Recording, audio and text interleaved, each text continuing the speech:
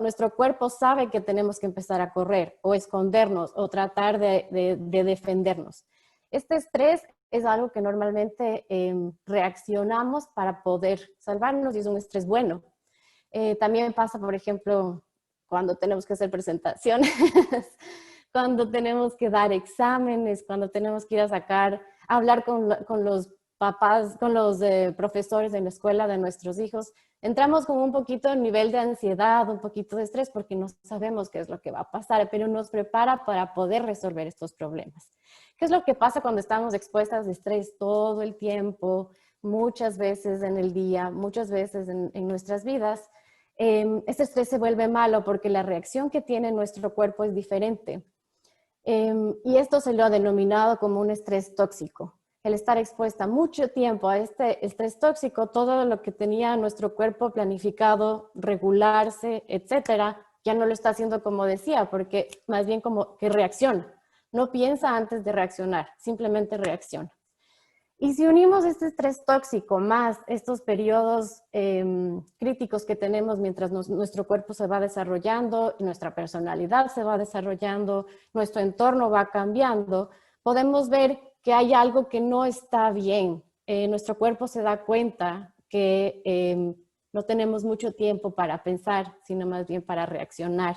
Y eso pasa a nivel de nuestro cerebro, pasa también a nivel de nuestro sistema hormonal, que es el que regula muchísimas cosas, y nuestro sistema inmune, que es el que nos va, espero, a defender del coronavirus, ahora que ya sabemos, que se empiezan a regular desde que somos pequeñitos. Entonces, como una breve definición de qué son las experiencias adversas de la infancia, podemos decir que son traumas, son eventos que pasaron durante nuestros primeros 18 años de vida, que ocurrieron frecuentemente, a repetición y por algún largo periodo de tiempo, que causaron mucho estrés en nuestras vidas. Y así le lleva ahorita a una clasificación de todas estas experiencias adversas o traumas. No necesariamente están aquí todas.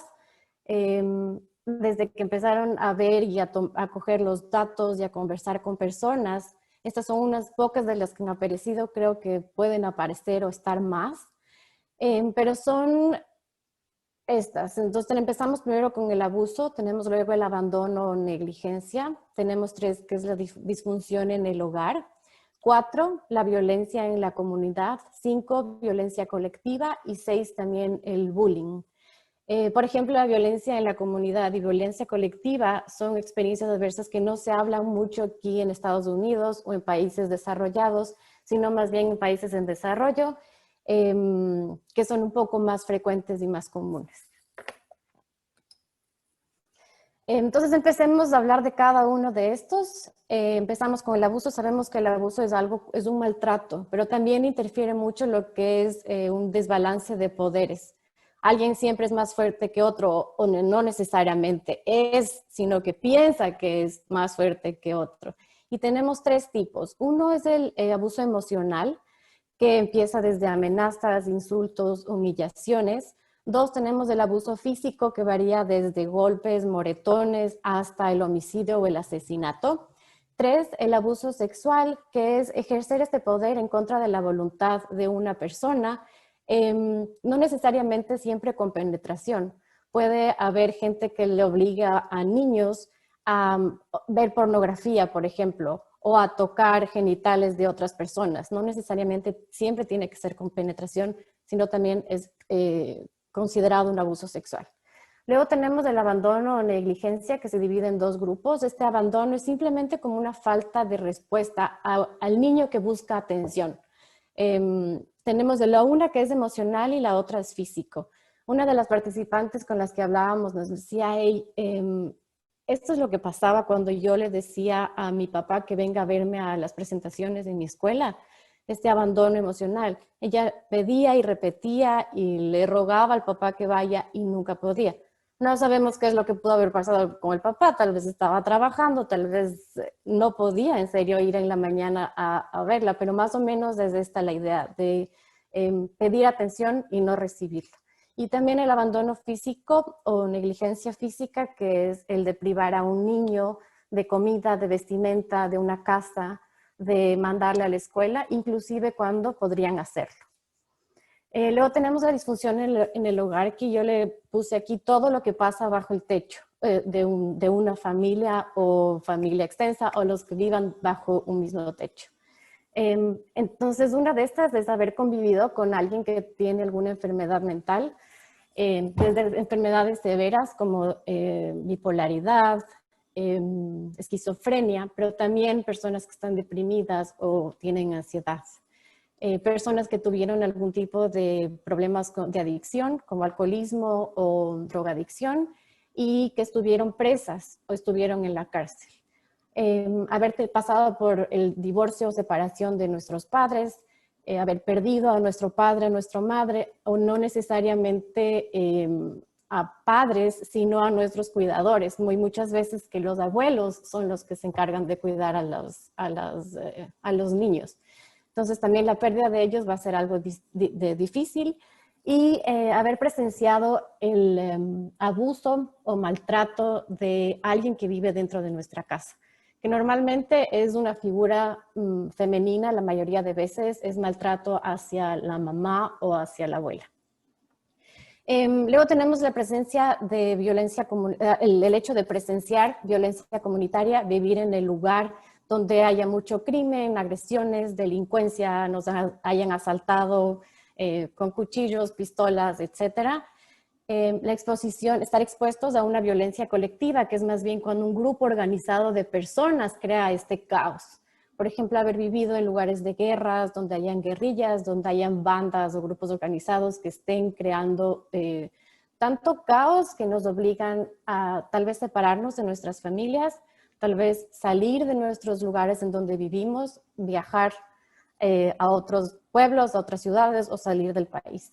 Y por último tenemos el bullying, que de alguna otra forma también es se parece mucho al abuso porque interfiere mucho el rol de poder.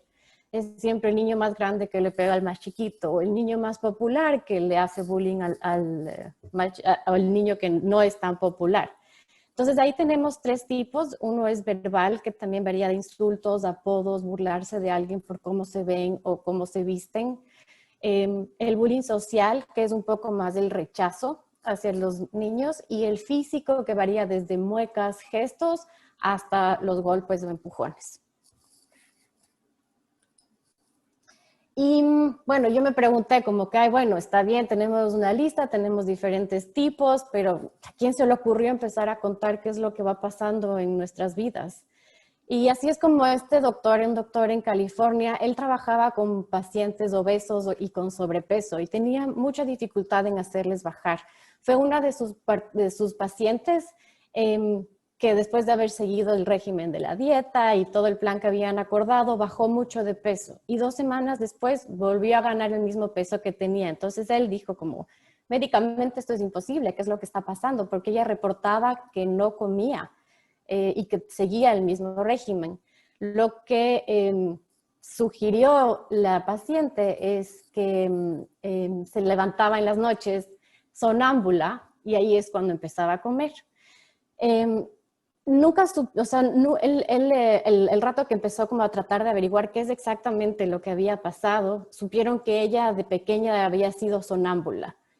Y relacionando su infancia con su actualidad, ahora que ya era adulta, ella le contó que durante su infancia su abuelo abusaba sexualmente de ella. Entonces cree que de alguna otra forma, el rato que alguien en la oficina se le insinuó y le dijo, hey, qué guapa que estás, has bajado mucho de peso, etcétera, lo que su subconsciente decidió hacer es intentar protegerse.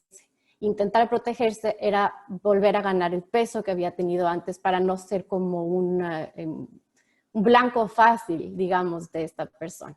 Entonces así empezó a averiguar más de sus pacientes, especialmente con ellos que tenían obesidad y había sido difícil bajar de peso, y encontraron que muchos de ellos habían tenido alguna de estas experiencias traumáticas en su niñez. Decidieron junto con la CDC, que es el Centro de Control de Enfermedades aquí en Estados Unidos, hacer un grupo muy grande, empezar a preguntar y más o menos 17,000 personas participaron en este primer estudio. Tenemos que tomar en cuenta que los que participaron aquí eran personas que tenían acceso a algún tipo de atención médica. La mayoría eran también blancos o caucásicos, eran de clase media y habían terminado sus estudios. Y inclusive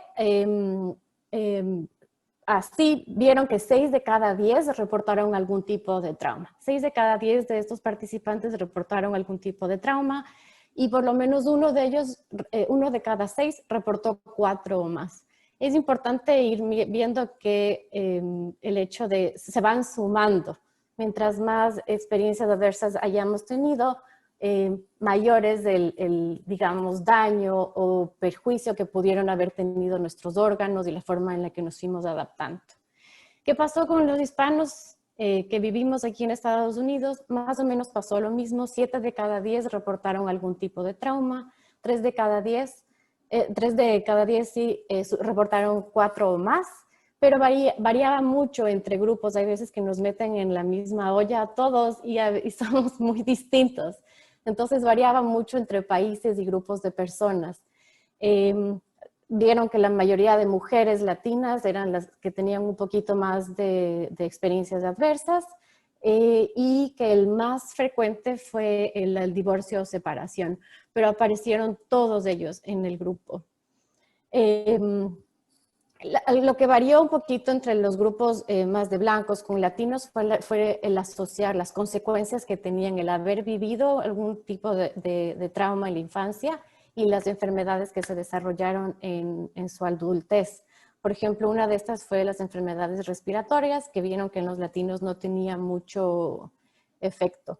Pero con el tiempo ya han ido haciendo otros estudios y más preguntas y sí se ve esta asociación. Entonces empezamos primero con las posibles consecuencias físicas. Sí quiero hacer un poco de énfasis aquí en posibles, porque no es como pasaron las experiencias traumáticas de nuestra infancia y vamos a tener estas enfermedades. Hay muchas personas que aprendieron, se adaptaron, el entorno en el que estuvieron fue diferente para que el riesgo de sufrir alguna de estas enfermedades disminuya mucho. Hay otras personas más bien que tal vez nunca tuvieron alguna experiencia traumática en su infancia y desarrollan este tipo de enfermedades. Entonces nada es claro, todo tiene su balance, digamos, de alguna u otra forma. Entonces empezamos con las consecuencias físicas. Se ha determinado que personas que tuvieron algún trauma en su infancia sufren más de enfermedades del corazón, enfermedades respiratorias, enfermedades del hígado, de los huesos, diabetes.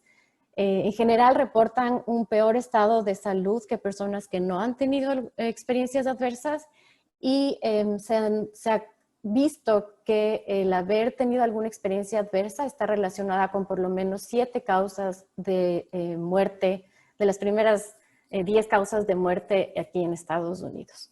Entonces podemos ir viendo un poquito que hay veces que les culpamos mucho a otras cosas, que es cómo comemos, cómo hacemos o no ejercicio, etcétera, que también juegan un rol muy importante en nuestra salud, pero también puede haber algo más allá que tal vez nos estamos olvidando. Y luego continuamos también las consecuencias de las experiencias adversas. Se vieron que personas que participaron en el estudio también reportaban mayor depresión, ansiedad y uno de de las asociaciones más fuertes, digamos, fue el suicidio. Y por último, llegamos al comportamiento. Sé que este era nuestro tema inicial, pero vimos que muchas de las personas que sufrían de obesidad o de sobrepeso habían tenido algún tipo de experiencia adversa en la infancia. Nos hace también más propensos a consumir alcohol, a fumar, a consumir algún tipo de drogas, porque sabemos que estas sustancias de alguna forma nos activan el cerebro y nos relajan. O sea, esto ya se sabe qué es lo que pasa. Entonces, puede ser que nos hagan un poco más propensos, pero también al mismo tiempo es como un mecanismo de defensa que nosotros decidimos, ¿verdad? Decimos como que, ya no quiero pensar en mi pasado, me voy a tomar un traguito.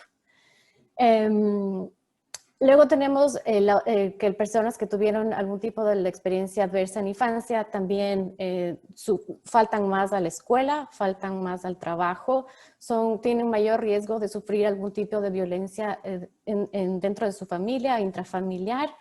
El haber experimentado alguno de estos traumas de nuestra niñez también puede afectar la forma en la que somos, nuestra personalidad, la forma en la que nos interactuamos con otras personas. Por ejemplo, afecta mucho la autoestima, la toma de decisiones. El hecho de decir, sí, me voy a tomar un trago, es distinto entre personas que tuvieron algún tipo de trauma en la infancia y las que no.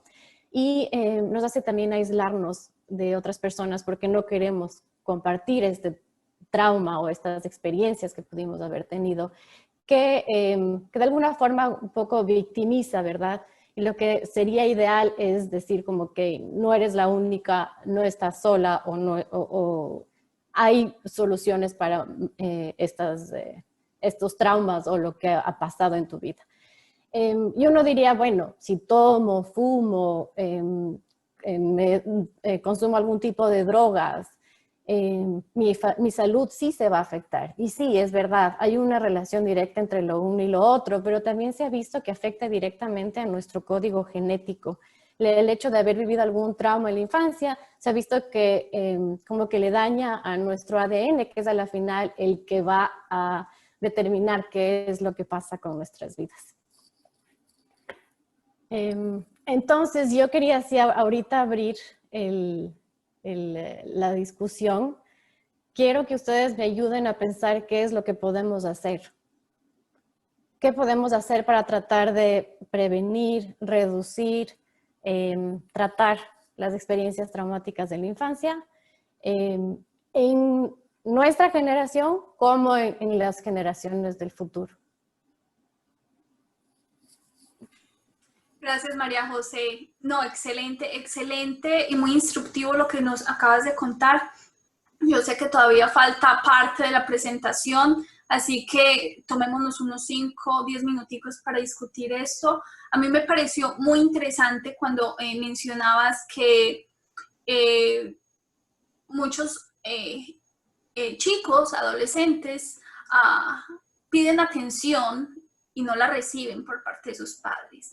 Y cuando mencionaste eso, me puse a pensar en la situación de nuestros padres latinos aquí en los Estados Unidos, que vienen a trabajar en turnos de 10, 12 horas, llegan cansados a sus casas y los fines de semana no tienen la energía suficiente para compartir juegos, reuniones familiares y todo esto. Entonces, estamos hablando de una población que va a carecer de afecto de sus padres, pero no porque los padres no lo quieran así, sino por las condiciones que no lo permiten.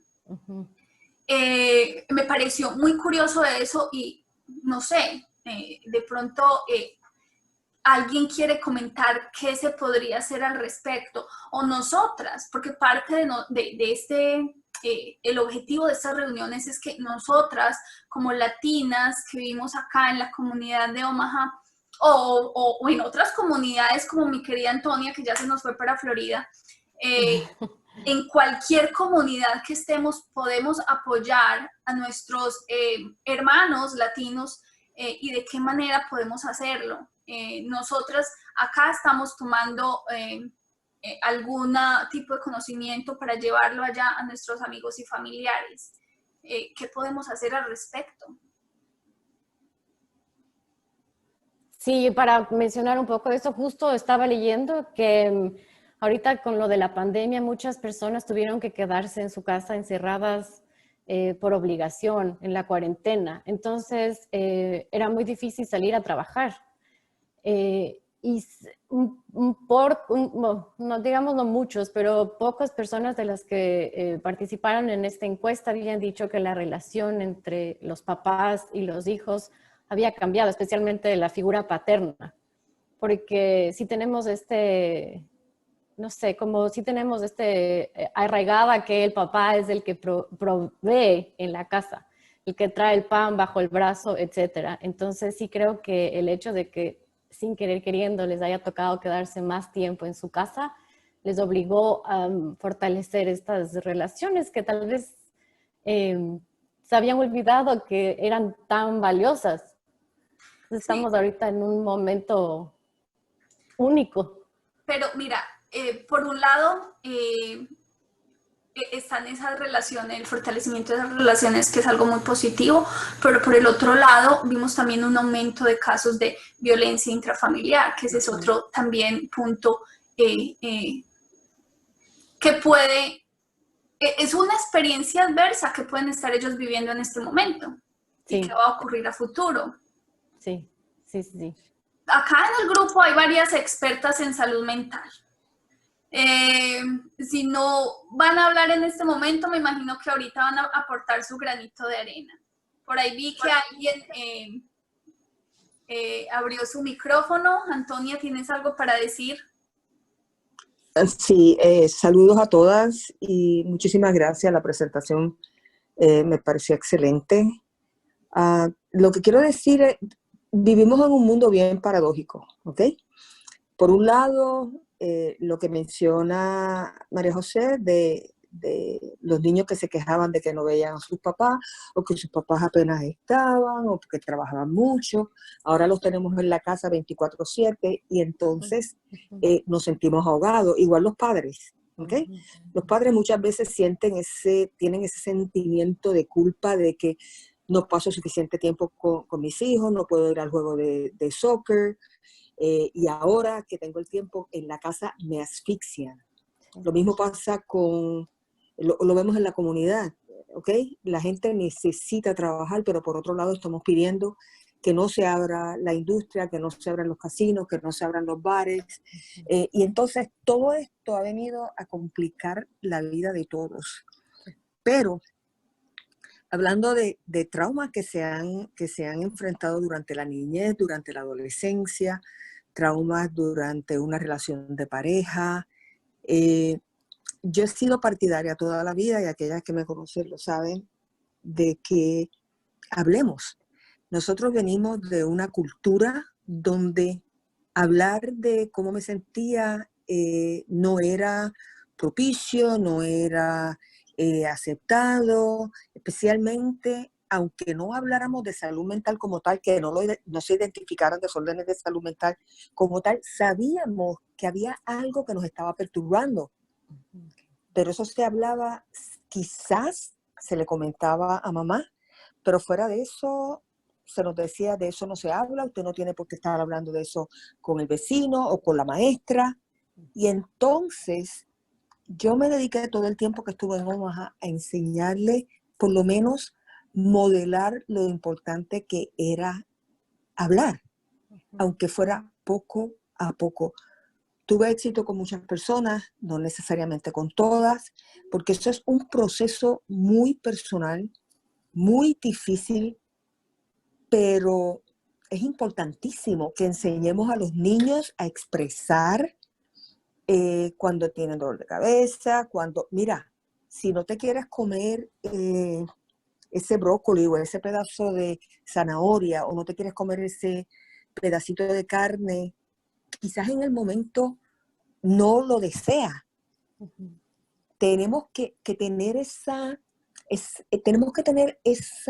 sentido de respeto por ese momento. ¿Y qué te pasó hoy en la escuela? Pero dime. Y entonces vemos que el adolescente se mantiene callado. Hay que buscar el momento, tenemos que propiciar ese encuentro, pero tenemos nosotros, ustedes que son los que están trabajando ahora con las comunidades, ya yo me retiré, pero Marcela, Natalia, María José, que es una persona joven, y las chicas del grupo de Latinas, Tabaqui Cáncer, todo lo que aprendieron su CIRE, es propiciar ese diálogo, ¿ok? Ayudar a nuestras familias a encontrar ese punto para sentarse y dialogar y escuchar. El hecho de que tengas 6 años, 9 años, 13 años, no quiere decir que nosotros siempre vamos a tener la razón o que no le vamos a dejar expresar. Así que los traumas vienen acompañados de ese, como decía María José, es ese miedo a decir lo que pasó, es ese miedo a comunicarlos, es vivir con ese secreto y cómo propiciamos. ¿Qué debemos hacer?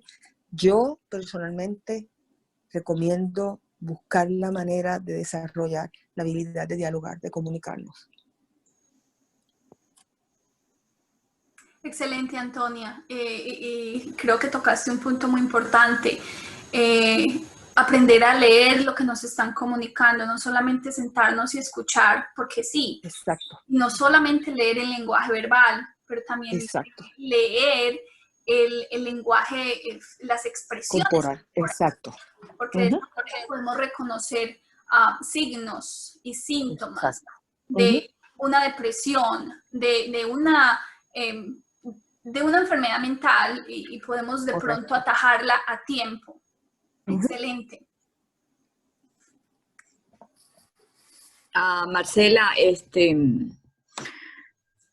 María José, excelente presentación, te felicito, gracias por estar aquí con nosotras, de verdad que todo lo que nos puedan aportar para crecer, para alimentarnos, de verdad, y poder ayudarnos a nosotras mismas y ayudar a otros con nuestro testimonio, porque hasta que uno no cambia, realmente uno no está realmente ayudando a otro, ¿no? O sea, de alguna forma, cuando hablas de modelar, como dice Antonia, el modelar una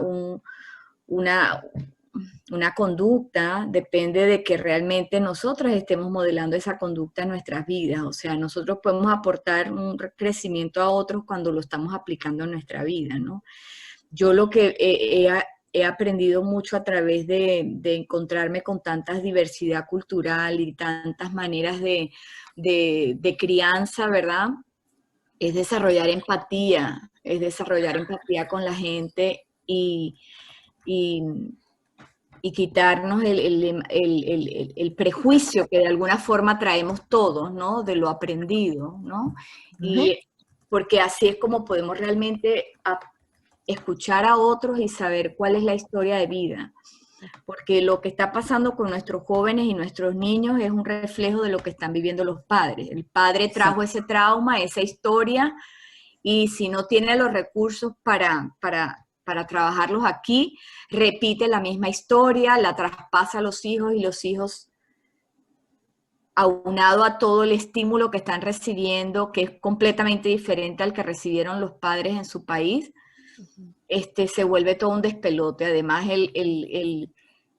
la diferencia de idiomas, porque hay todo una desconexión con el idioma español e inglés en las familias hispanas, porque pues si los padres no están allí y no hablan inglés y los hijos no hablan inglés, español con sus padres, entonces imagínate el tamaño de desconexión que hay en la misma familia, ¿ves?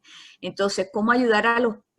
pienso que una manera de ayudar a los padres es tratar de desarrollar conexiones afectivas y de comunicación con la gente para que la gente de alguna forma desarrolle confianza para abrir su corazón.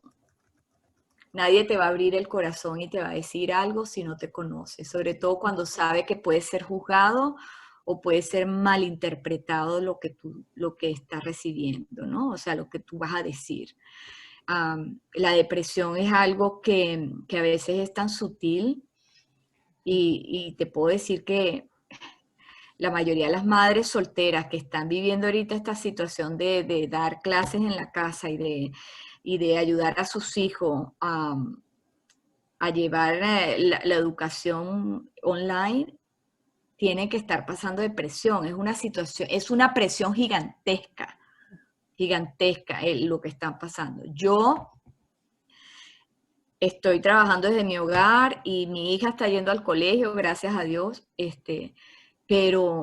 he tratado de apoyar a muchas personas en lo que se pueda, ¿no? Con respecto a la escuela, a obtener recursos y cosas, pero Ciertamente la depresión es una cosa latente que a veces no nos damos cuenta. Lo estoy viviendo yo personalmente con una hermana que prácticamente se quiso suicidar y sobrevivió, gracias a Dios. Y nunca nos dimos cuenta. Fíjate, yo nunca, que yo tan metida en esto y tanto que me preocupo por la gente, y no me di cuenta que en mi propio hogar, mi propia familia estaba pasando por eso. Entonces, sí creo que necesitamos ser más astutos en cuanto a las señales que otras personas nos dan de depresión, de necesidad de conexión, porque toda esta pandemia y todo este aislamiento pues nos ha llevado a situaciones muy críticas. Y hay muchos niños, el niño interior de cada uno está herido. Muchas familias se están dando cuenta, las parejas se desprecian porque no se aguantan, porque nadie está dispuesto a dar su brazo a torcer, nadie está dispuesto realmente a dar el cambio, ¿no? Siempre queremos que el otro cambie, pero nosotros no queremos cambiar. Entonces, es una oportunidad también maravillosa para ver nuestras debilidades y fortalecernos, y ver cómo en ese fortalecimiento podemos dar el ejemplo para que otros sigan adelante y se levanten. Esto es una tarea titánica, pero yo creo que hay esperanza, ¿ves? Y todo lo que estamos pasando nos está enseñando a buscar alternativas. Gracias, Yo me enfoco en eso, en la alternativa, siempre buscar solución, no quedarte nada más en el problema, siempre ver más allá. Gracias, Susi. Excelente tu intervención. Yo creo que queda un poquitico de la presentación. María José, vamos a tener tiempo de terminarla. Sí, la hacemos rapidito, porque yo creo que muchas de las cosas que ustedes nos han dicho también las pensé yo. Y creo que no es solo la solución para personas que han tenido algún tipo de trauma en su niñez, sino para muchas de las soluciones que tenemos para cualquier tipo de problema. Gracias por compartirnos tu historia, Susire. Creo que el hecho de contar estas historias es lo que hace las cosas que sean más reales. Por eso también quise darles el ejemplo de la primera interacción que tuvo este médico con su paciente. El hecho de que ella utilice su obesidad, su gordura, cuánto comía como una protección a prevenir ser abusada otra vez, sexualmente otra vez como fue en su infancia, es algo que sí lo hace más real. Son personas las que están detrás de todo esto, no es solo un término como experiencias adversas y la comunidad, es una persona que está detrás de todo esto. Entonces, yo sí también dije como que bueno, ¿y qué podemos hacer frente a esto? Hay dos grupos que estaríamos hablando ahorita. Uno seríamos nosotras, nuestra generación, que ya ahora ya somos adultas y pudimos haber pasado por algún trauma en nuestra infancia. Entonces, y la otra es la siguiente generación. Los niños ahorita que están en sus casas aprendiendo virtualmente, etcétera. Entonces, lo que podríamos hacer con ellos tal vez es un poco más fácil. Siempre ver hacia el futuro creo que es un poco más real. Entonces, con ellos podríamos prevenir y reducir los traumas de la infancia. Hay muchos programas e iniciativas que se han creado para estos. Una de las palabras que han salido en muchos de estos programas y que estaba revisando es la palabra resiliencia. Ser resiliente es como aceptar lo que nos haya pasado y poder continuar. Siempre ponen el ejemplo de un elástico que de alguna u otra forma se estira y vuelve a ser lo que era. Yo quiero hacer aquí como un paréntesis que creo que el elástico mientras más viejo es, menos vuelve a su normalidad. Entonces el hecho de prevenir, aceptarlo, empezar a actuar desde antes va a hacer que este elástico sí vuelva un poquito más a la normalidad que teníamos esperado.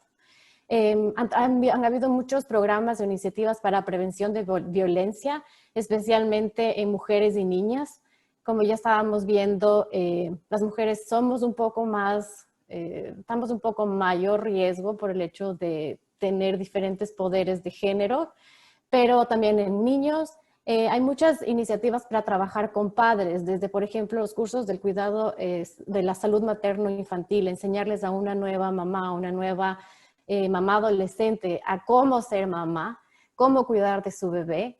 Iniciativas como los cursos sobre el cuidado cariñoso y sensible, que esto tiene que ver mucho con lo que las dos mencionaron. Este cuidado cariñoso y sensible es un término que ha existido, yo no sabía que había, pero la Organización Mundial de la Salud está haciendo iniciativas a nivel, no sé exactamente en dónde, pero se basa en que los padres trabajen junto con sus hijos en darles nutrición, salud, seguridad y protección, y motivarles el aprendizaje temprano y tener una atención receptiva, o sea, saber escuchar lo que nos están diciendo, saber utilizar sus palabras y la forma en la que se expresan para saber qué es lo que está pasando detrás de lo que nos están diciendo. También muchos cursos sobre dar herramientas y facilidades a los nuevos padres de paternidad y maternidad, pero también siempre creo que nos olvidamos un poco de personas que ya sufrieron y ya pasaron nuestros traumas de la infancia, y las terapias conversacionales es algo que se ha visto que sí funciona. Encontré un tipo de terapia que se llama una terapia informada en el trauma, que es, en vez de decir como qué está mal, lo que hacemos es invitar a las personas que compartan lo que nos están diciendo, es decir, como, ¿qué es lo que pasó? Cuéntame. Abrir este espacio para que se cree una empatía en tratar de comprender qué es lo que pasó. Y aquí les puse, como mencionaron ustedes, no es una cosa solo de nosotros, aquí estamos nosotros levantando las manos, es una cosa de también empezar a hablar, el hecho de aprender qué son cada una de estas cosas nos va a permitir compartir esto con nuestros hijos, con nuestras amigas, con nuestra comunidad. Es también una cosa más de sociedad, ¿verdad? Todos tenemos que participar activamente en tratar de disminuir los riesgos o experiencias que pueden tener nuestros niños. Creo que las instituciones son claves para empezar a ejercer algún tipo de cambio, y la gente que trabaja en estas instituciones. Hay veces que decimos las instituciones se van a encargar de todo, pero creo que lo que hay que hacer es entrenar a las personas que nos están dando algún tipo de servicio. Desde los que trabajan en los juzgados, los que están en las iglesias o en cualquier iglesia, casa de algún tipo de religión, los hospitales, las escuelas. Inclusive encontré que hay escuelas que están cambiando su currículum o su pensum para dar una educación informada también en el trauma para estudiantes específicos, pero detrás de todo esto, como sabemos, siempre hay ese algo que normalmente termina siendo un poco la plata, que se necesitan recursos, se necesitan personas, se necesitan esta iniciativa que no todos tienen para empezar a hacer un posible cambio. Y bueno, yo digo, quiero tratar de eliminar este trauma que tuve y con el que he vivido tanto tiempo, pero si no puedo llegar desde mi casa hasta el consultorio porque no hay un bus, ¿qué es lo que pasa? Entonces no simplemente es querer, sino también es poder realizarlo y poder lograrlo. Y esto es lo último que quería compartir con ustedes. Hay varios recursos aquí en Omaha. Creo que ahora que el mundo está un poco más virtual, somos privilegiados de poder meternos en el internet y buscar cursos, participar en charlas como estas. Vi que en Omaha hay varias cositas y creo que si empezamos ya a buscar en otros lugares, también pueden estar ofreciendo algún tipo de ayuda, información a nivel virtual. Empezamos con el Latino Center of the Midlands. Ellos tienen un curso que se llama Cara Corazón, que es específico para padres. Si alguien sabe de este curso, estoy cordialmente, pueden hablar, pero lo que yo encontré es que es justo lo que mencionaban, es romper esta brecha que existe culturalmente de personas que crecieron con algún otro tipo de cultura en nuestros países y la forma en la que nuestros hijos están creciendo aquí en Estados Unidos. También hay Talking Círculos, que es más para hijos, mujeres y niños, que es un programa de liderazgo. Creo que de alguna u otra forma tener una persona que sea un modelo a seguir, o un mentor, o un profesor, hace que de alguna u otra forma algún tipo de experiencia adversa en la infancia se vaya cambiando el trayecto que tiene va a ser diferente porque ya tienen otro modelo a seguir. Luego tenemos el Omaha Better Birth. Siento que, como les mencioné, desde chiquititos, si nuestras mamás están expuestas a mucho estrés, nuestro cuerpo, cuando estamos en la panza de nuestras mamás, también va a estar expuesto al estrés que nuestra mamá está expuesta. Entonces, el hecho de tener alguna compañía durante este periodo de embarazo, y especialmente personas que sufren de depresión, es algo que podría ayudar a prevenir las experiencias adversas en la niñez. The Heartland Family Services tiene también un curso para padres positivos, padres y madres positivos. Y tiene muchos otros recursos también legales, cursos de cómo formas de poder interactuar con niños de entre 0 a 5 años, porque también las edades son distintas. Cómo yo puedo demostrar cariño a un niño que tiene 0 años y a un niño que tiene 15 años, es distinto. El Centro de Estudios también de Adolescentes tienen un curso online de mindfulness, que es un tema que cada vez más se va escuchando. Y creo que simplemente el hecho de aceptar, de poder controlar nuestros sentimientos, de poder aprender a decidir qué es lo que uno va a hacer con la cabeza fría, creo yo. Luego también tenemos el Trauma Matters Omaha. Ellos ofrecen cursos en línea gratis para personas que quieren saber un poquito más qué es el trauma. Son en inglés, pero duraban creo que 1 hora. Me pareció un buen recurso. Y no nos olvidemos de nosotros. Hay terapias opcionales para personas que han sufrido algún tipo de trauma o han cargado este trauma. Voy a extenderlo no solo en nuestra niñez, sino también durante nuestra juventud. En One World, y también el Child Saving Institute, que tiene específicamente un curso para informado en trauma. Y aquí también les dejo la lista de recursos. Sé que ustedes, especialmente Marcela y Natalia, son expertas en Mental Health First Aid, que es esto: preparar a personas para reconocer los síntomas de depresión, ansiedad, que como vimos están relacionados con las experiencias traumáticas. Y eso es todo. Muchísimas gracias.